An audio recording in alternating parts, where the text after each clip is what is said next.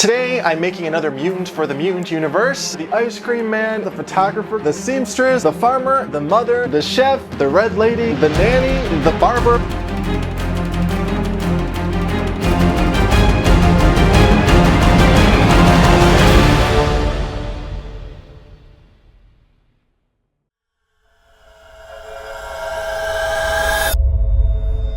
The Ice Cream Man is a humanoid mutant from an unknown alternate dimension. He appears as a tall, lanky man dressed in a retro ice cream worker uniform that includes a button-up shirt, red suspenders, and bow tie. He has a wide, crooked grin and deep-set, glaring eyes. The Ice Cream Man's purpose is to help murderers get away with their crimes so they don't get caught. He has 2 long fingers on each hand, which act like tongs that he uses to pick up evidence. Once he's gathered everything and cleared the crime scene, he stores bodies and other pieces in the freezer of the rusty, run-down ice cream truck he drives. He's never been caught, and if he's ever spotted, it's only for a split second as he disappears out of sight and into darkness, leaving onlookers confused and unsure of what they saw. It's believed that the Ice Cream Man is responsible for hundreds of unsolved crimes, if not thousands. What makes him especially interesting is that no one ever calls to hire him. There's no way to contact him. He just knows when something's happened. He arrives as soon as all the living people have fled the scene. The Ice Cream Man possesses multi-location abilities, allowing him to be in more than one place at one time. This allows him to clear more crime scenes. It is unclear why he does what he does, or what benefit he gets from it, as he is not a cannibal and he doesn't keep any items he collects. He doesn't appear to work for anyone. The Ice Cream Man's origins and purpose are shrouded in mystery.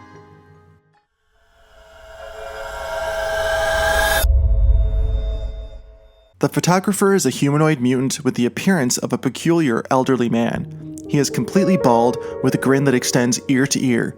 His deep-set eyes have no pupils or irises, giving reason to believe he is controlled by the same entity that rules over all mutants in the universe. He's dressed in dark clothing including black pinstriped pants, a black long-sleeve shirt, black shoes, and gloves. The photographer's origins are unknown, but in modern days, he can be found lurking in dark corners of hotels, hospitals, and other public spaces, or even your own home. The photographer does not actively seek out his victims, but rather, his victims are accidents. He is extremely private, timid, and shy, but when he is startled, he opens his mouth wide and unhinges his jaw like a venomous snake in a quick, reflex-like motion to reveal a black camera lens set in the back of his throat that instantly takes your picture and kills you. As you lay on the ground afterwards, your photo appears in your hand like a Polaroid. He slowly walks up to you, retrieves the photo to add it to his collection that he carries everywhere in a tattered briefcase. It is unknown if the photographer feels remorse for his actions. Perhaps that's why he keeps the photos, to remember the unsuspecting souls he's taken. If you ever find yourself in a situation with him, be as quiet as you can, and don't make any sudden movements. If he notices you without being startled, he will give you a quick glance and be on his way. Sightings of the photographer appear mostly at dusk or very early in the morning. He walks swiftly, as if he has a predetermined destination, or is running late for an appointment. He quietly mumbles to himself as he walks and his head bobs with a distinct tremor. Although authorities have been trying to track him down since his first sighting decades ago, he always flees the scene before they arrive, as if he never existed, like smoke in the wind.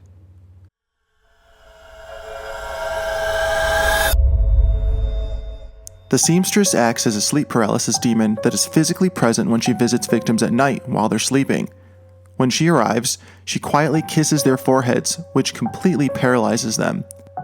They are aware of what's happening, but there is nothing that can be done about it, as they are completely unable to move or wake up. From there, she drains the victim's soul from their human body and carries it into an alternate dimension or void, where she spends hours meticulously sewing it onto the end of the chain of other souls she has captured before. The chain waves back and forth in a constant wind, like a flag suspended in the air during a storm. Sounds of whooshing mask the dull moans of the souls she has captured. Each day she travels along the line to ensure no souls have escaped. After the seamstress has left the victim's room, their human body remains, with their eyes and mouth sewn shut. They are left as a shell of their former self, a zombie with no purpose or consciousness. It is not known how the seamstress chooses her victims. Some believe she seeks revenge against humanity for wronging her when she was once human. Others believe these are random acts with no rhyme or reason carried out by the force that controls all mutants in this universe. The only known way to avoid the seamstress is to stay awake. Take turns sleeping with a roommate or partner so that she never arrives. Those who live alone are particularly at risk, which is why sleeping camps have been formed during the times of year when the seamstress is most active. Neighbors can sleep together in a hostel-like arrangement to avoid a deadly visit. All known sightings of the seamstress have occurred at night and are only quick glimpses. You can always tell if she's been somewhere though, if you find strands of red thread following her path.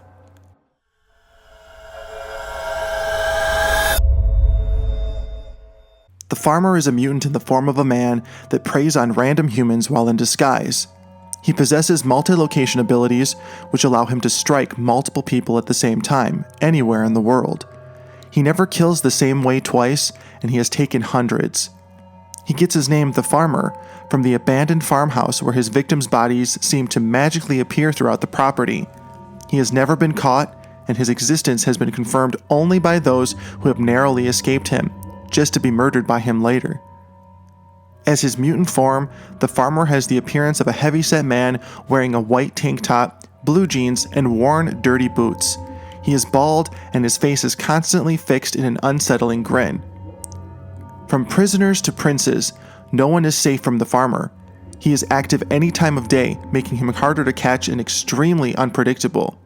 Months, and in some cases, years can pass without a sighting or body. When he strikes again after a long hiatus, it is devastating.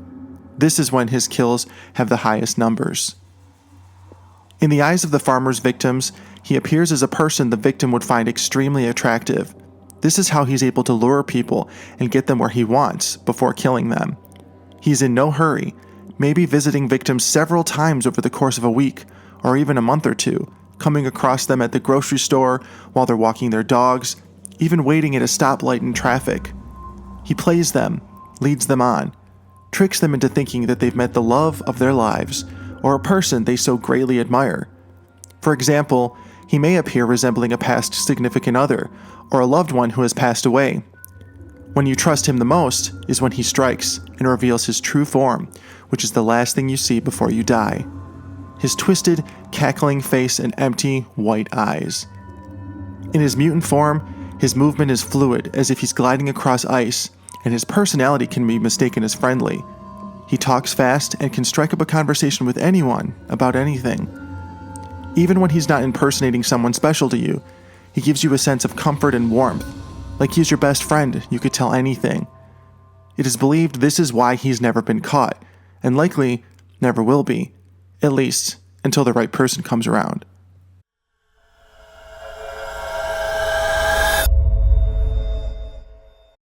The Mother is a powerful mutant with the ability to release demons throughout the world.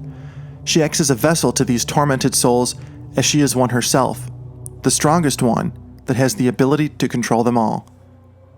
She has the face of a withered, elderly woman with skin so dry, cracked, and blistered that it resembles tree bark.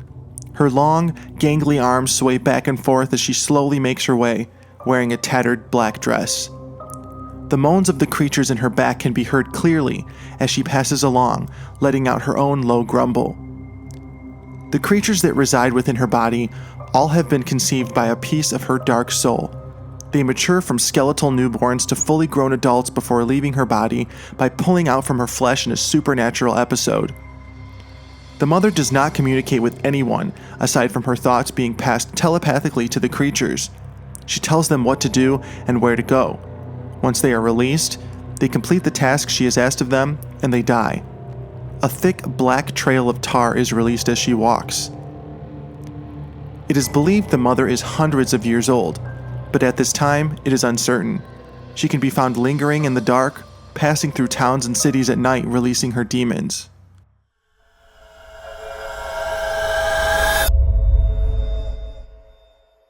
The mantis is a gangly humanoid creature with the power to be invisible and multiply itself. It has a thin, dark gray body covered in sores and holes.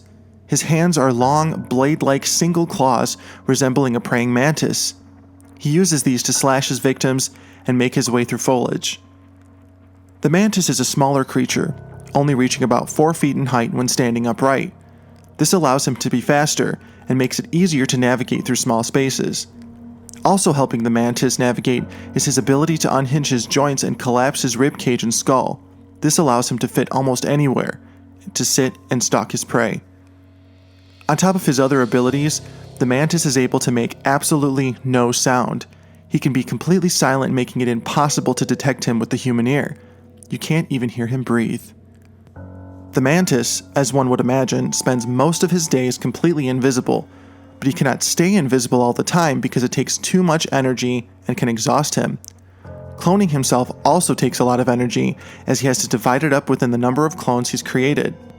When food is scarce, he is likely visible, so if you ever see him, just know he's probably hungry. It is believed that the mantis was born from the Earth millions of years ago in the darkest realm of the Mutant Universe. At one point, he was captured and possessed by the entity that controls all mutants that wander the Earth due to his valuable traits and abilities. His only goal is to feed, and your only goal should be to never be in his path.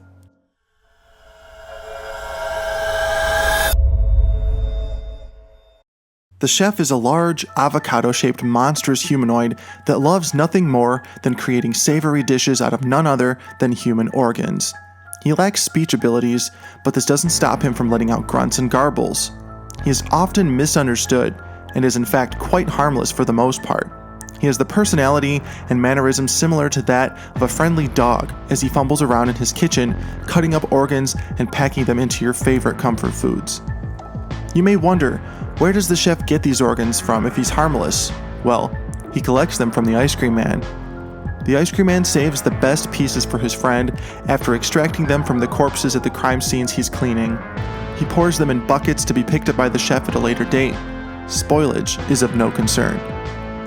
While the chef may not actively seek out victims, if he sees you, he will chase you until you leave his sight, and he's surprisingly fast.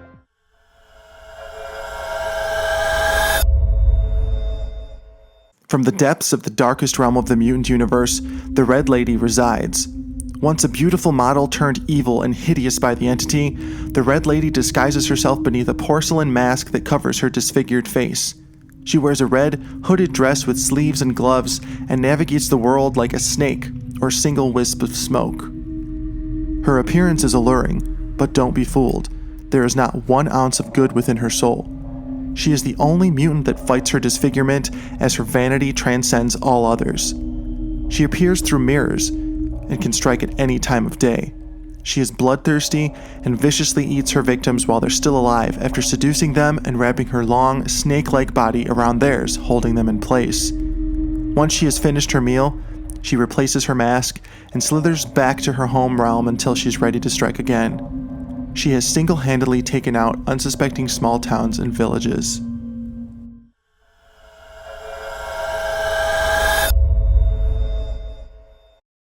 In the middle realm of the Mutant Universe, we meet the Nanny. Once a friendly old woman turned evil and mutilated by the entity, she's a 4-armed, monstrous creature feared by all, even though she can only be seen by children. Children aren't her only victims, though, as she finds it easier to hunt adults, as to them, she's invisible. The Nanny's favorite way to kill is to use her 4 arms to dismember her victims by pulling them apart and eating them. She is active at all times of day and resides in closets and bedrooms. Parents and adults must use children to know when she's around, making it difficult to escape her. The Nanny is one of the most physically strong mutants, as she can tear apart a full-grown man within seconds. Her only weaknesses are her low intelligence and being completely blind in one eye. When she springs into an attack, she is extremely violent, often destroying much of everything in her path to get to her victims. When she is not in attack mode, she has the ability to be completely silent. Aside from being completely silent, there have been times when people have reported hearing a faint music box tune in the distance before an attack.